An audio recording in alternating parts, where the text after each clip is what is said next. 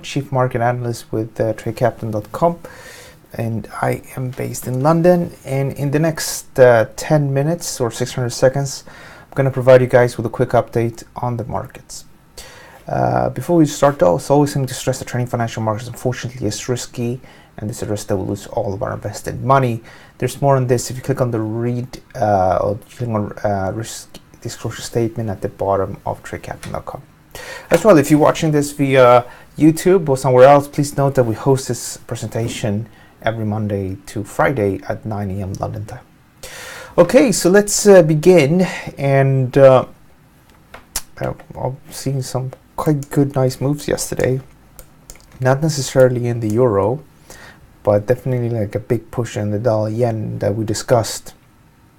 We discussed a setup in that market as well. If you follow me on Twitter, then you know as well that you managed to pinpoint the breakdown in crude oil nicely yesterday, and as well Turkish lira managed to pinpoint that breakout very well.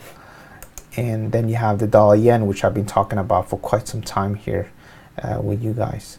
If you want to know more about this and sort of keep track to what I'm up to, don't make sure you follow me on Twitter at AlexFX00. Now let's begin here, and this is the euro, and the euro is a little bit lower. As you know, I've been bearish for quite some time, and the overall trend is bearish below this high, which is the trend defining level at 118.53, and also happens to be the ECB rate meeting high. And I think this market could go a little bit lower, but as well as I've been showing you, this is the dollar index, and the dollar index itself is trading sideways between its June low and its June high.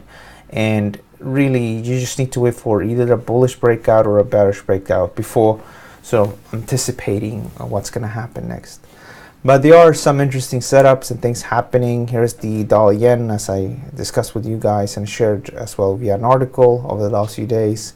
There are pockets of dollar strength, and dollar yen is one of those where I suspect that if the market pulls back to maybe 111.75, so that will be a correction to the first fib from the rally from yesterday's low all the way up to today's high. If we go down to the first fib at 111.75, then I suspect that people, as we approach this level and approach the breakout level, which is the 111.39 level, I think around these levels traders will kind of be quite keen on being bullish again and targeting 113.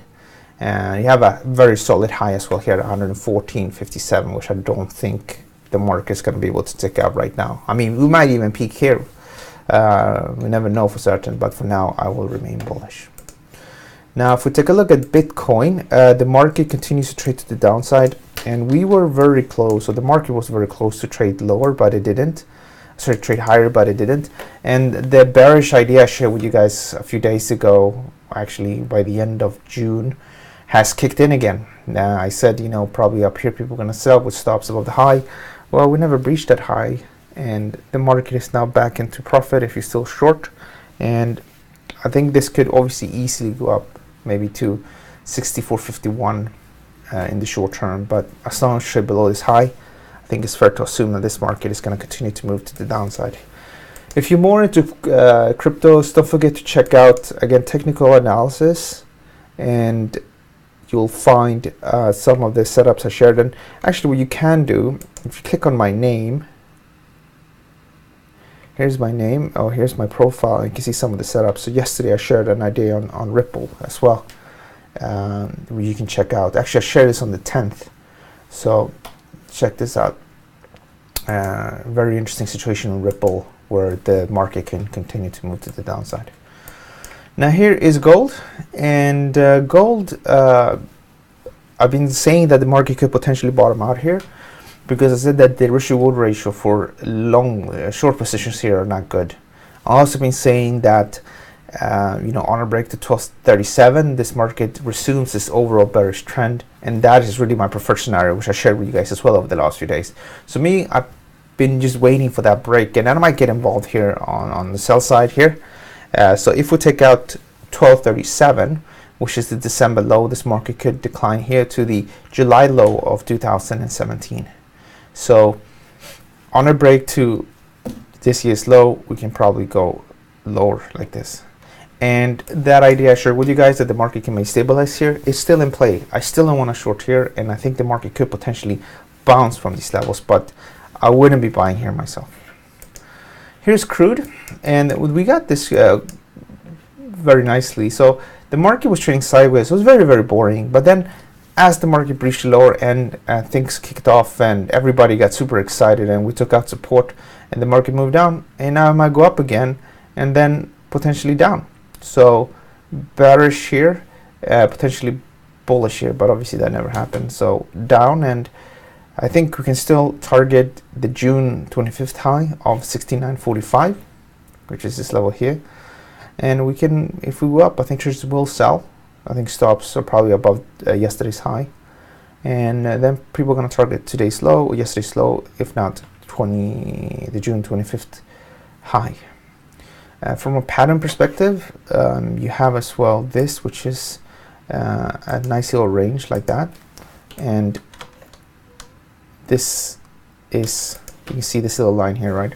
This is one time the range, and it's relatively typical that, you know, if you're stuck in a range, you get at least one times the range, which suggests that we can go down to 68.86.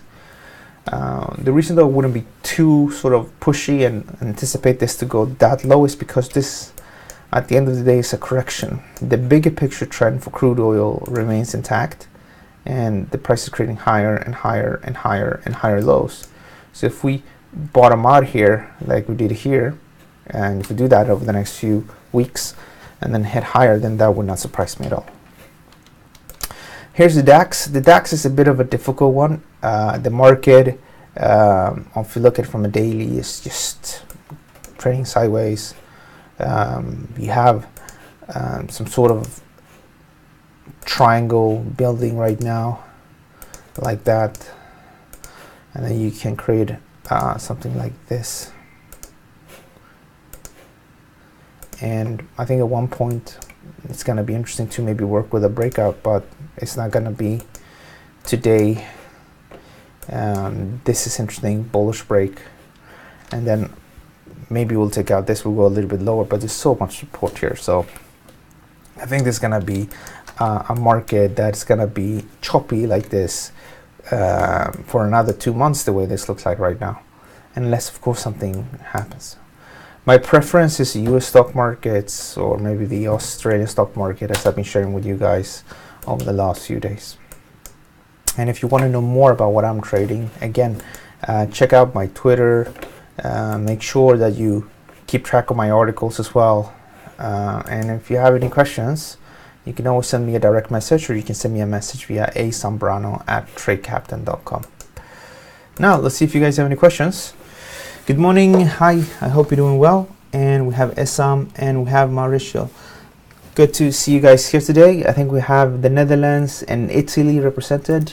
I'm not sure where Esam, where you're based, but you're all welcome to join, and thank you so much for joining, rather.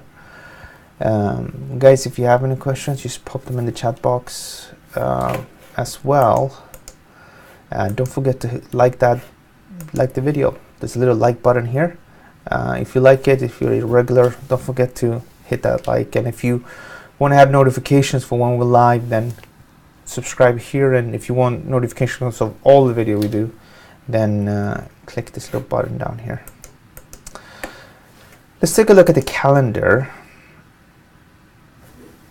This is the Trade Captain calendar, and ECB monetary policy meeting accounts coming up today in 3 hours and 20 minutes. I don't think it's going to be that important. Industrial production, that's going to be interesting. A lot of the indicators, like the PMIs, have been soft lately, and it will be interesting to see how this has coped. Now, I think this chart itself is wrong, because the levels don't match with this, but a 2.1% gain in industrial production is not bad. Yeah, seems to be the wrong data here, but keep an eye on this. Is it something we should book trades on and sort of get involved with? No. Initial jobless claims can, rock the market a bit, But then you have consumer price index, which is important, and you can see here how inflation in the US was, the last reading was at 2.2%, and you have the 2.3 and 2.3% gains here in 2016 and beginning of 2017, and we're close to those critical levels, and if we remain around these levels, and in particular if we take out the 2.3% level, which the market anticipates we're going to reach, then that could cause the Fed to sort of remain aggressive in raising interest rates. In other words, the macro fundamental outlook for the dollar will remain strong. So that's pretty much the only thing that is interesting from the economic data today. It tends to be a little bit less, but a little bit poor, the economic data after the non-farm payrolls. And I think that's pretty much it. If you like this presentation, and don't forget to check out the premium section. You can sign up to educational webinars. We also have educational videos, and you can read our quarterly outlooks and special reports. It's free to sign up. Just click here. And if you are already a client with Amana Capital, then you should be able to sign in with your user login and investor password. So with the investor password, which you can generate from MT4 and MT5, and I think you should also receive an email with that, you can just log in and you'll have access to the trade signals and all the other content. If you're not a client and you have no demo with us, then you get the webinars. If you download a webinar, a demo, you get access to educational stuff.